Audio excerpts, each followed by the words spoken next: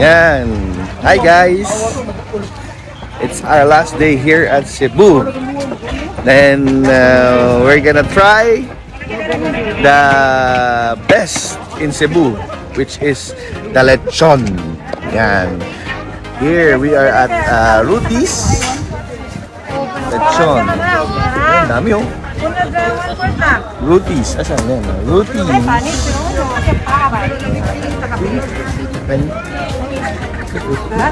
May talk naman. Isip man ha, gamay na. Say hi. Yan, mababait. Ang babait ng mga nandito. We will try it ha. And we will rate. I-rate natin kung talagang, ay, sa dami. Oh. Tignan nyo. Wow. Wow. May atsara pa. May atsara pa. Yan. Actually po, dalawa sila ang lugar dito sa Cebu na masarap daw kainan ng lechon. Yung sa Karkar, isa, which is 2-hour drive from our hotel sa New Town, Mactan, papuntang Karkar, 2 hours. Itong Talisay, mas malapit. Kaya dito po kami nagpunta. Yan. Okay. We're gonna wait for our order and we're gonna rate it. Okay? Bye. See you.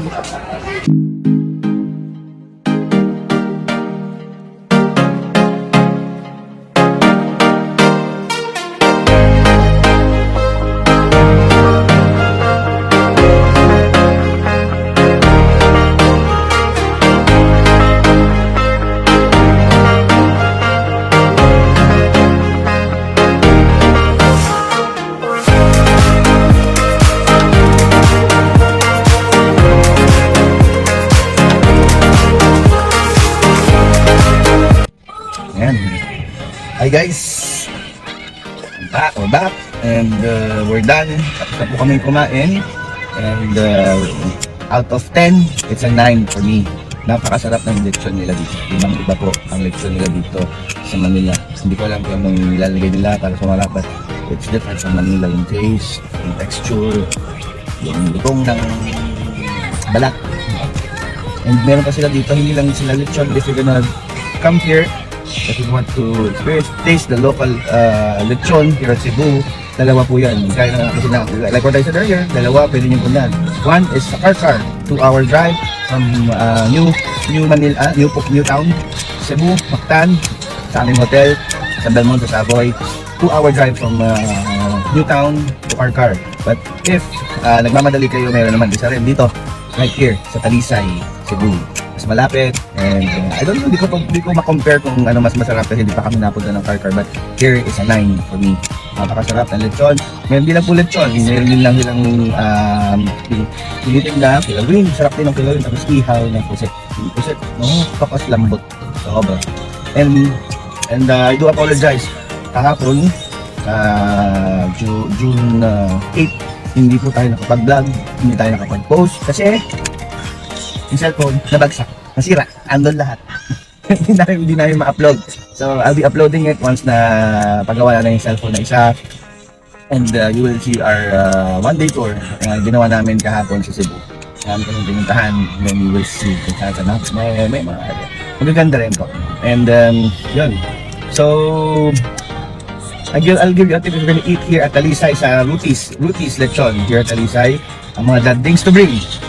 One is kung hindi nyo trip or hindi nyo type ang samsawan nila na suka, toyo, na pinaghalo na may kalamansi, tapos may sili, is you need to bring your own sauce. Bili kayo ng mangtomas, dala kayo ng tomas, or anything. Meron naman malapit po dito, 7-Eleven, may mangtomas doon. O ano lang, walking distance lang from Rutis, 7-Eleven. And pangalawa, syempre, yellow, ice, para sa inyong drinks. Yung drinks, hindi kakaubusan dahil ang mainit. Tingnan nyo po kung dito na kami ngayon, no? Hindi kinaya ng dalawang Noy. Kachi ko, hi! We're here sa car. Sa sasakyan. And if you're wondering, bakit ako may sasakyan? Hindi po akin itong sasakyan na to. Ni-rent po namin. Kasi, if we're gonna be taking Grab, mag-grab kayo, mahal. On our first day, siguro naka 2,000 kami. Isa lang, 3,500. So, punta kami Cebu Safari, papunta pabalik, 3,500 na po. But if you're gonna rent a car, 1,700 po a day, and plus yung delivery nung sasakyan and car wash. Then, subsidy every day is 1,700 po. 1,700 every day. It's a Toyota Vios. Toyota Vios, nakilala ko lang siya, nagtanong-tanong lang ako doon sa hotel kung saan, and na-recommend ko. If you want, I can give you the number. Pwede niyo po silang tawagan kung kayo mag-visit ng Cebu. At yung inyong, siyempre yung gas sa inyo, but also ito, sa lahat ng driver, self-drive po. Madali naman pag nasa Cebu ka, meron naman tayong ways ngayon kaya hindi tayo nalilita. Alright? So, that's it. Experience, 1 out of 10, it's a 9 here at Ruthie's Talisay. Okay? See you guys!